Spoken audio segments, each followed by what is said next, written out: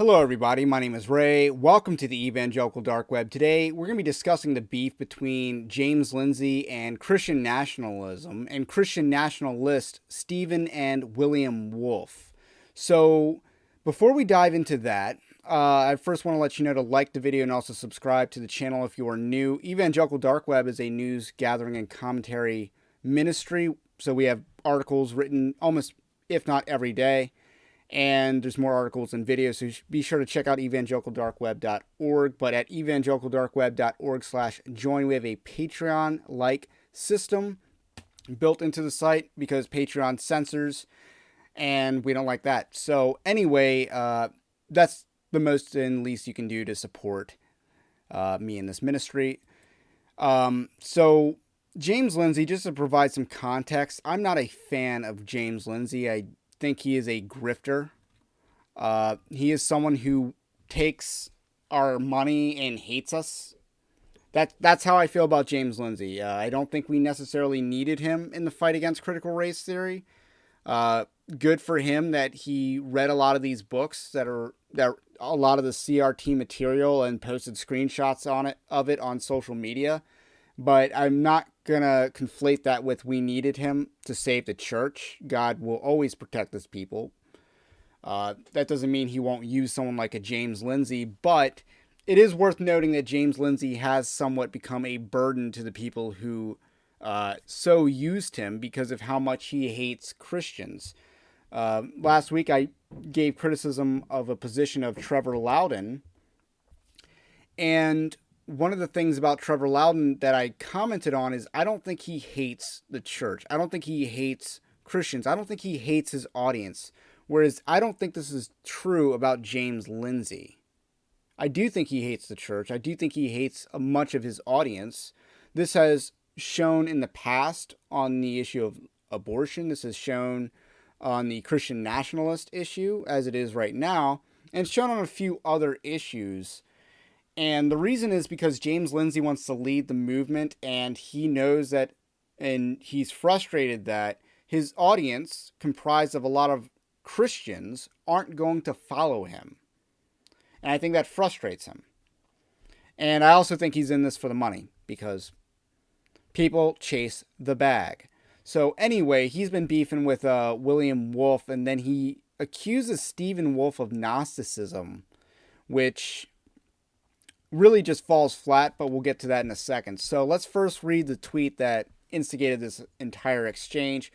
William Wolfe states, "For those curious, here is a decent working definition of Christian nationalism in the American context. This is to be distinct from, say, Christian nationalism in the Hungarian context. First, Christian nationalism asserts that there is something identifiable as an American nation, distinct from other nations. William Wolfe comments on this, stating so far so good. Second, that American nationhood is and should remain defined by Christianity or Christian cultural norms, and that the American people and their government should actively work to defend, sustain, and cultivate America's Christian culture, heritage, and values." So that's the William Wolfe comments on this, saying this is actually a good definition. This is actually a definition provided by a neocon defender of modern liberalism, but it's pretty good.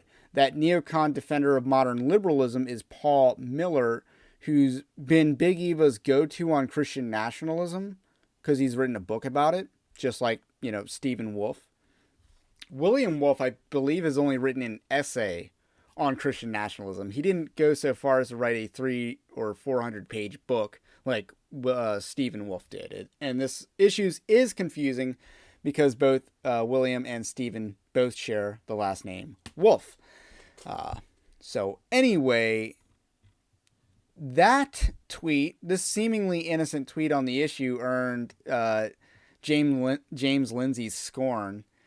And he says, "Do you denounce the overt Gnosticism underlying Stephen Wolfe's case for Christian nationalism?" And here is the quote that he pulls that James Lindsay claims is Gnostic. Finally, Wolfe holds that, and this is not a quote from the book, this is a quote from a review of the book that quotes the book. And I want to say this is James Lindsay's view. Finally, Wolf holds that Adam would have felt like a stranger on earth even without the fall. He writes, so this is Stephen Wolf's words, even Adam in the state of integrity, i.e., prior to the fall, as he grew in maturity, would have felt as if he were a stranger in this world, not because of any defect in creation, but because his ultimate end was always in heaven, where he could find his true rest. Thus, we can imagine Adam and his progeny feeling out of place on earth, ready and eager for heavenly life. Though without sin and apart from any fallenness, Adam, before the fall, was sort of a pilgrim passing through to a higher life. That's on page 197 of Stephen Wolf's book, The Case for Christian Nationalism, which was a pretty popular book published by Canon Press, who's, Doug Wilson's publisher. So anyway, what is Gnostic about that quote? And the answer is nothing. So Gnosticism has to do with a few things. One, secret knowledge. It's kind of a biggie in the name. And James Lindsay's argument is basically that because you can't chapter and verse this hypothetical scenario, it is secret knowledge, therefore Gnostic. But that seems to be the more adult way to put it. The more childish way to put it is Christian nationalism is something he doesn't like, therefore it's Gnostic. But in any case, first of all, it's not Gnostic. It might not be correct, but it's not Gnostic. Second of all, Stephen Wolf's view of Adam articulated here is that Adam would have received a reward in heaven for his work on earth. And I think this is a very moot question because I believe that God decreed the fall of man. I believe that God, we're on God's plan A, not on God's plan B. So that's my view of the sovereignty of God, that God, orchestrated what we have seen with creation. This is God's story to tell. He's the hero of the story. And we're not on plan B. So what we're debating here is a hypothetical question. A hypothetical theological question. And a centuries-old hypothetical question at that, in which, ironically, Stephen Wolf's position, or as ironic as it may seem now, I should clarify, Stephen Wolf's position was actually a majority viewpoint at one point in time post-Reformation. This is not Gnostic and it's not unorthodox. I don't think it's the correct position because I believe God created or ordained all that would happen with the creation that he created. So therefore, I think this is a hypothetical question that's moot. It's moot on arrival, not necessarily dead on arrival. We don't know the mind of God to know the hypotheticals of life. And this is one hypothetical of life, but it is based on some biblical principles. One being that Jesus lived a perfect life. And, part of the atoning work of Christ was that he lived a perfect life. And after ascending into heaven from living a perfect life, he sits at the right hand of the Father. So Jesus being in heaven is evidence to an answer to a hypothetical question that Adam would have likewise ascended into heaven for a reward. So that's the logic here, in a nutshell. A complete layman explaining this logic in a nutshell. Is it Gnostic? No. It's not claiming secret revelation from God. It's not claiming a secret knowledge that we have that no one else has. It's debating a hypothetical theological question that's moot. But in a time where people debated and took theology more seriously, they got around to these hypothetical questions on moot topics.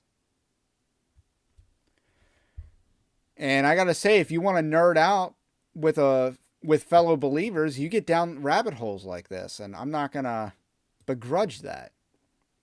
So Stephen Wolfe chimed in on this, saying Vogelin's biggest mistake was empowering the midwits with the word Gnosticism. So that's just a slight burn that I'm not even getting because it's a little esoteric for me. And Stephen Wolfe also articulates another point on Christian nationalism that I want to point out. Christian nationalism, as I understand it, does not seek to make Christ's kingdom a kingdom of this world or a temporal kingdom, but seeks to order the temporal realm to Christ's kingdom, mainly by supporting and defending the administration of his kingdom through law and custom.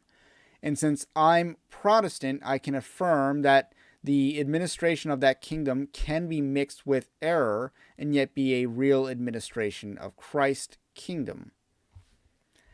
And on the latter part, on the error, the church, the local church here on earth, is not perfect, but is still Christ's bride. And I'm not saying that the state, the civil magistrate, is Christ's bride, but what he's saying is it can still be Christian even with error, because we are still Christian even though we continue to sin. That's the logic that I'm understanding there, but again, I find that pretty agreeable.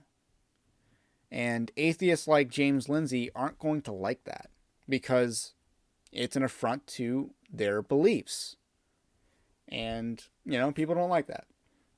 But anyway, that's all I got to say about that. That's just me weighing in on some controversy in the movement.